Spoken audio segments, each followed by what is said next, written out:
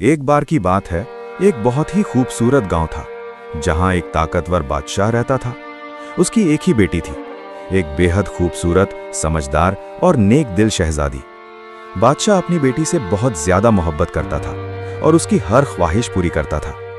जब शहजादी शादी के लायक हुई तो दूर दूर के राजकुमारों के रिश्ते आने लगे। बादशाह हर एक लड़के से मिलता, लेकिन उसे कोई भी अपनी बेटी के काबिल नहीं लगता था। एक दिन अचानक उस गांव में एक बहुत बूढ़ा फकीर आया जिसकी उम्र करीब 80 साल थी। वो सीधे बादशाह के दरबार में पहुंचा और उसने जो कहा उसे सुनकर पूरा दरबार सन रह गया। उस फकीर ने कहा, मैं आपकी बेटी से शादी करना चाहता हूं। यह सुनते ही बादशाह का गुस्सा आसमान छू गया। उसने चिल्लाते हुए कहा, तुम्हारी इतनी हिम्मत, तुम मेरी बेटी के बारे में सोच भी कैसे सकते हो? बादशाह ने तुरंत अपने सिपाहियों को हुक्म दिया, इसे पकड़ लो और कैद खाने में डाल दो। फकीर को घसीटते हुए जेल में डाल दिया गया और उसे कोड़े मारे जाने लगे। लेकिन फिर भी वो बार बार एक ही बात कह रहा था, मेरी बात सुन लीजिए, इसके पीछे एक बहुत बड़ी वजह है। लेकिन बादशाह कुछ भी सुनने को तैयार नहीं था। जब यह खबर शहजादी तक पहुंची तो उसका दिल कांप उठा। वो तुरंत अपने बाप के पास गई और बोली, अब्बा जान, आप एक बूढ़े इंसान के साथ ऐसा जुल्म कैसे कर सकते हैं? बादशाह ने गुस्से में कहा, तुम बीच में मत पड़ो। लेकिन शहजादी बहुत नेक दिल थी और फकीरों की बहुत इज्जत करती थी। उसने अपने दिल में सोचा, जरूर इस फकीर के पास कोई बड़ी वजह होगी। कुछ देर बाद शहजादी चुपके से कैद खाने में उस फकीर से मिलने पहुंची और उसने पूछा, आप मुझसे शादी क्यों करना चाहते हैं? फकीर मुस्कुराया और बोला, जब तुम मुझसे शादी करोगी तब तुम्हें खुद ही वजह पता चल जाएगी। ये जवाब सुनकर शहजादी गहरी सोच में पड़ गई और फिर उसने ऐसा फैसला लिया जिसने पूरे राज्य को हिलाकर रख दिया। क्या सच में शहजादी उस 80 साल के फकीर से शादी करने वाली है? शहजादी उस जवाब के बाद गहरी सोच में डूब गई।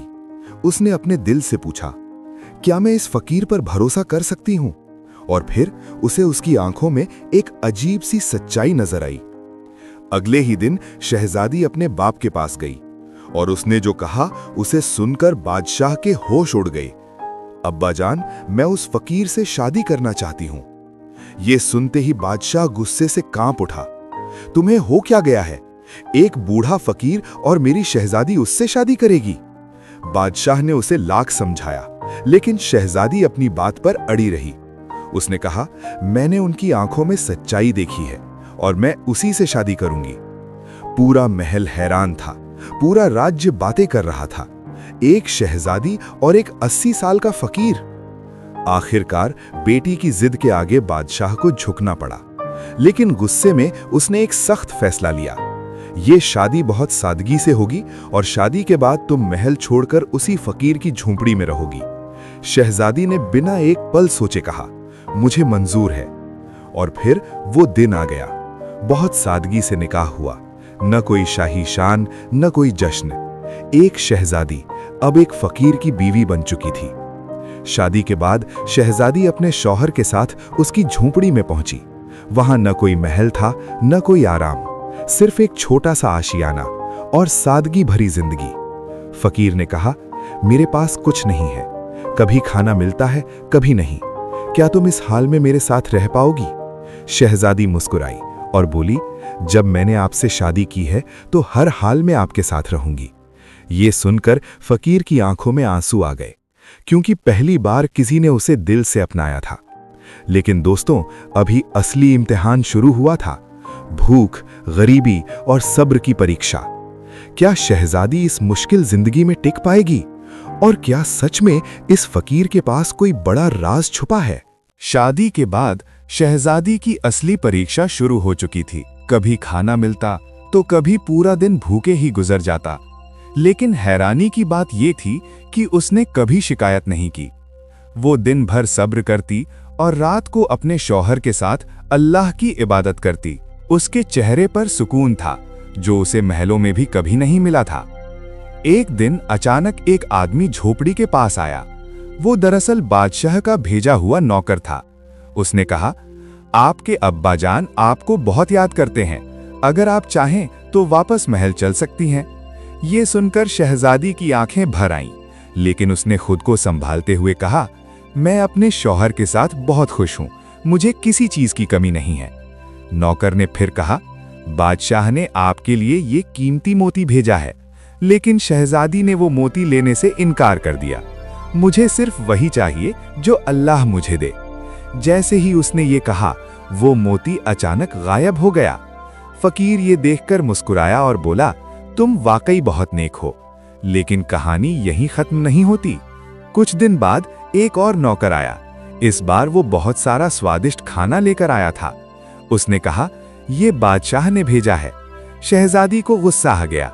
उसने साफ मना कर दिया, मैं वही खाऊंगी जो अल्लाह मुझे देगा। ये सुनकर फकीर की आंखों में आंसू आ गए। उसने हाथ उठाकर दुआ की, या अल्लाह, मेरी बीवी ने हर हाल में सब्र किया है, आज इसे अपनी रहमत दिखा दे। और फिर दोस्तों, जो हुआ वो किसी करिश्मे से कम नहीं था। अचानक आसमान से चांदी के थाल उतरने लगे, जिनमें ऐसा खाना था जो किसी ने कभी नहीं देखा था। नौकर ये मंजर देखकर डर गया और भागकर महल वापस चला गया। पहली बार शहजादी ने पेट भरकर खाना खाया और अल्लाह का शुक्र अदा किया। लेकिन दोस्तों, ये करिश्मा देखकर बादशाह का शक और बढ़ गया। क्या बादशाह इस करिश्मे को समझ पाएगा, या वो इसे जादू समझकर कुछ खतरनाक कदम उठाएगा? जब नौकर ने बादशाह को सब बताया तो बादशाह हैरान भी हुआ और गुस्से से भर भी गया। उसने कहा, यह कोई करिश्मा नहीं, ये जरूर कोई जादू है। उसने तुरंत एक बड़े जादूगर को बुलवाया और कहा, उस फकीर को खत्म करो और मेरी बेटी को वापस ले आओ। जादूगर ने कुछ दिन तक अमल किया, लेकिन फिर वो डर गया। उसने कहा, वो कोई आम इंसान नहीं, वो अल्लाह का नेक बंदा है, मैं उसका मुकाबला नहीं कर सकता। ये सुनकर बादशाह का गुस्सा और बढ़ गया। उसने कहा, अगर तुम नहीं कर सकते तो मुझे वो जादू सिखा दो। जादूगर ने बहुत मना किया, लेकिन आखिरकार बादशाह को जादू सिखा दिया। अब उधर शहजादी अपने शौहर के साथ सुकून से इबादत में लगी थी, और इधर उसका बाप जादू टोना सीखकर उसे वापस लाने की तैयारी कर रहा था। एक रात बादशाह ने खतरनाक अमल शुरू किया। उसने एक दायरा बनाया और मंत्र पढ़ने लगा। जैसे ही उसने मंत्र पूरा किया, अचानक एक भयानक शेर उसके सामने आ गया। बादशाह ने हुक्म दिया, जाओ उस फकीर को मार डालो और मेरी बेटी को वापस ले आओ। शेर तेजी से जंगल की तरफ दौड़ा, लेकिन उधर फकीर कुरान की तिलावत कर रहा था। जैसे ही शेर वहां पहुंचा, वो हमला करने की बजाय शांत होकर बैठ गया, क्योंकि अल्लाह के कलाम की ताकत के आगे हर ताकत कमजोर पड़ जाती है। फकीर ने शेर की तरफ देखा और अल्लाह का नाम लिया, और देखते ही देखते वो शेर वहां से गायब हो गया। लेकिन दोस्तों, यही कहानी खत्म नहीं हुई। असल खेल तो अब शुरू हुआ था। जादू उल्टा पड़ गया और अब बादशाह के साथ कुछ ऐसा हुआ जो उसने कभी सोचा भी नहीं था। क्या सच में वो जानवर बन गया? जैसे ही जादू उल्टा पड़ा, बादशाह के साथ कुछ अजीब होने लगा। उसका शरीर बदलने लगा और देखते ही देखते वो एक जानवर जैसी शक्ल में बदल गया। महल में हड़कंप मच गया। हर तरफ सिर्फ एक ही आवाज गूंज रही थी, बादशाह को क्या हो गया? उधर फकीर ने शहजादी से कहा, मुझे माफ कर दो, तुम्हारे बाप ने जो जादू किया वो उसी पर पलट गया। ये सुनकर शहजादी का दिल टूट गया। ब्रक, वो तुरंत अपने शौहर के साथ महल पहुंची। जब उसने अपने बाप को उस हालत में देखा तो वो जोर जोर से रोने लगी। बादशाह पछता रहा था और बोला, मुझसे बहुत बड़ी गलती हो गई, मैंने लालच में आकर तुम्हारी जिंदगी बर्बाद करनी चाहिए।